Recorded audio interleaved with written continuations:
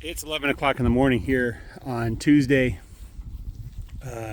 November 5th, I believe. I didn't check.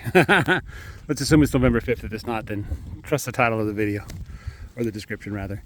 We just had a massive downpour last night. A storm ripped through, lots of wind. I saw a couple branches falling. I haven't seen my whole property. There might be a tree down based on how strong the wind was. Maybe the trees held because the ground wasn't too soft. But anyway, we got 3 1/3 inches of rain, which is about 8.5 centimeters, which did cause some puddling. Like the where I come in at the gate, there's kind of a depression there where nothing grows, and there was quite a bit of water there. So I expect there was quite a bit of runoff from the ground. That rain was just a little bit too much, and so we had some runoff, and it went into, wherever it goes. I don't know how far it went, if it went all the way to the stream or the pond or whatnot. I'll look at the pond and see if the pond is full or not. One of the things that's impressed me, though, is since we got that rain, I believe it was last Thursday. No, it was last Friday. We got that inch of rain. The field has completely transformed. The bermudagrass is growing like wild right now, at least in this area. This whole row, there's just tons of bermudagrass everywhere, which is extremely surprising because bermudagrass is a summer grass. It's not supposed to grow in the cold weather. Right now it's about 68, 70 degrees, a wind blowing from the west. And you can see the clouds for yourself. Pretty cloudy day today, right? But the bermudagrass is growing. It's taking off. I see new bermudagrass in once dead pastures that we grazed earlier. And so I'm not going to feed them protein.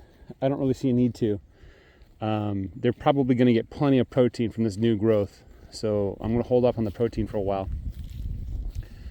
But that's where we're at.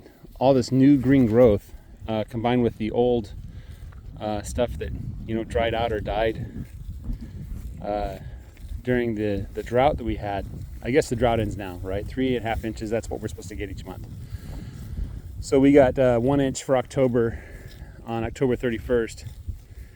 And then we got 3.5 inches so far in November. There's more rain coming. We'll probably hit 5, maybe 6 inches this month if the forecasts are correct. And the nice thing about this November is it looks like it's not really going to cool down. We're going to have temperatures in the 70s. The nights aren't even going to go to 40. It looks like until December or late November. So we're going to be in what I would call summer weather where I come from in the Pacific Northwest, right? This is what the summer looks like for us. When it's 70 degrees outside, everybody runs outside and plays, but so it's cooling down definitely from what we had earlier. October was hot. November looks like it's going to be comparatively hot, in the 70s, 75s, maybe some days in the upper 60s, right? So that's where we're at. I'm getting more and more grass growing this year. I bought all that hay and I'm trying to find an excuse to use it, but I can't come up with one. The southern half of my pasture where the sheep are at right now, there's some parts there that are pretty dead, so maybe I'll be using the